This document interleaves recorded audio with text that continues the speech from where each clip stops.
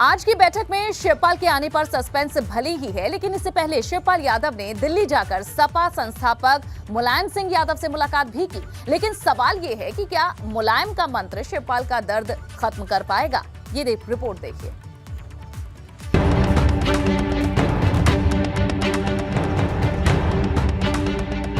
चुनाव खत्म होते ही रार, चाचा का भतीजे पर प्रहार।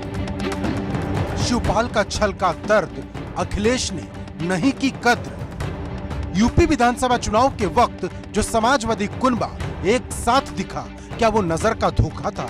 और क्या चुनाव खत्म होते ही सब खत्म हो गया? ये तमाम सवाल शिवपाल यादव और अखिलेश यादव के बीच सियासी तकरार के बाद खड़े हो गए हैं, क्योंकि 26 मार्च को सपा मुख्यालय में हुई पार्टी विधायकों की बैठक में न्योता नहीं मिलने के बाद से शिवपाल यादव का दर्द एक बार फिर से छलक आया है। महाभारत हुआ कौरव और पांडवों में, तो ये सब बातें हैं। और पांडव बताओ जुआ खेल गए, और कौन खेले जुआ? ये दुष्ट धर्मराज। बताओ धर्मराज को जुआ खेलना चाहिए था। इसी को लेकर सोमवार को शिवपाल यादव ने दिल्ली आकर मुलायम सिंह यादव से मुलाकात की। मतलब चाचा भतीजे के बीच रिश्ते की खटास एक बार फिर से उजागर हो गई है और गेंद एक बार फिर मुलायम सिंह यादव के पाले में चली गई है। चुनाव के नतीजे के बाद जिस तरीके से शिवपाल यादव की अनदेखी की गई, उससे नाराज शिवपाल सिंह यादव दिल्ली पहुंचे। जब चाचा शिवपाल यादव की नाराजगी अखिलेश द्वारा नहीं दूर की गई, उसके बाद उन्होंने दिल्ली पहुंचकर पार्टी के सुप्रीमो रहे मुलायम सिंह यादव को सारी बात बताई और इसके साथ साथ मुलायम सिंह यादव से आगे के लिए भी दिशा निर्देश दिया कि आगे किस तरीके से काम करना है। और इसके बाद फिर शिवपाल सिंह यादव दिल्ली से लखनऊ के लिए रवाना हो गए। लेकिन चाचा भतीजे के बीच शुरू हुई तकरार के बाद कई सवाल खड़े हो गए हैं, क्योंकि यूपी विधानसभा चुनाव के वक्त खुद शिवपाल ने अखिलेश को अपना नेता कबूल किया था। यहाँ तक कि जो शिवपाल पहले गठबंधन में अपने लिए ज्यादा सीट मांग रहे थे, वो भाजपा को हराने के लिए एक सीट पर मान गए।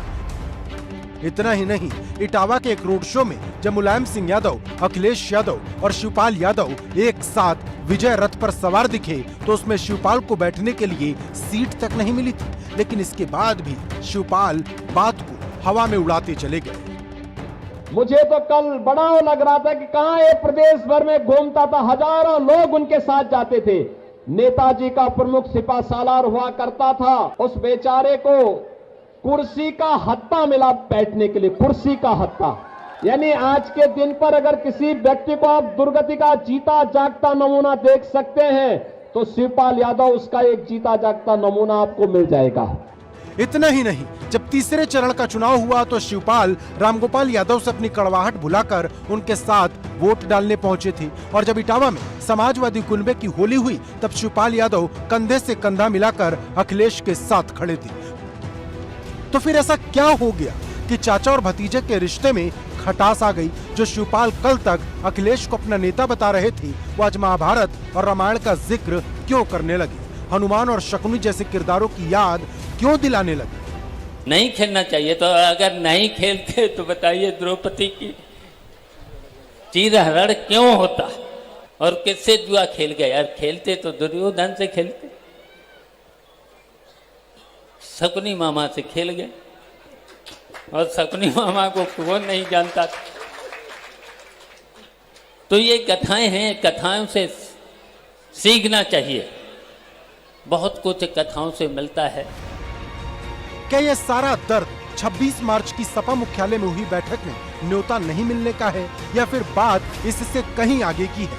क्योंकि चर्चा पहले ये गर्म थी कि अखिलेश शिवपाल को नेता प्रतिपक्ष बना सकते हैं, लेकिन ये सिर्फ चर्चा बनकर रह गई और अखिलेश खुद नेता प्रतिपक्ष बन गए। समाजवादी विधानमंडल दल की बैठक भी चल रही है, लेकिन मुझे कोई सूचना नहीं दी गई, जबकि सभी विधायकों को सूचना दी गई है।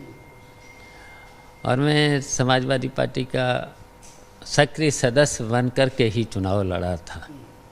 जब मुझे कोई सूचना नहीं दी गई तो मैं नहीं गया।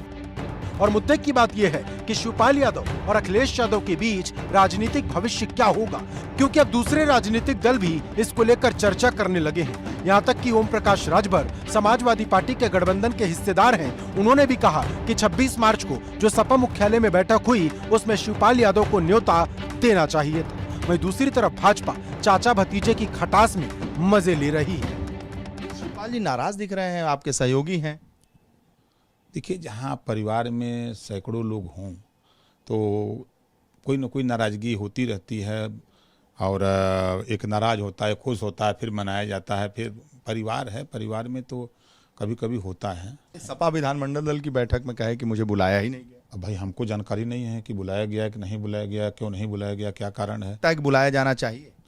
भाई वो तो नेता हैं, अगर समाजवादी पार्टी के एमएलए हैं तो सबको बुलाना चाहिए था। नहीं, देखो ये तो उनका अपना आपस का मामला है, उनके घर का मामला है। जब किसी भी पार्टी में जब परिवारवाद बढ़ता है और फिर वो परिवारवाद जब वंशवाद में बदलता है, मैंने पार्टी पहले भाइयों ने स्टार्ट की, मुलायम सिंह, शिवपाल सिंह, रामगोपाल सिंह। तो जब ये भाई लोग काम करते रहे, अब बेटा आ गया तो बेटा नेता हो गया, तो फिर भाई का स्थान नहीं रहा। तो जब परिवारवाद वंशवाद में बदलता है तो इस प्रकार की स्थितियां अपने आप उत्पन्न होती हैं।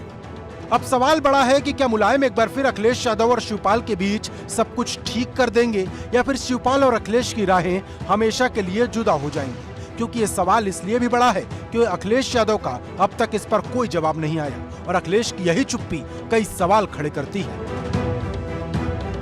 Bureau report, ABP Ganga.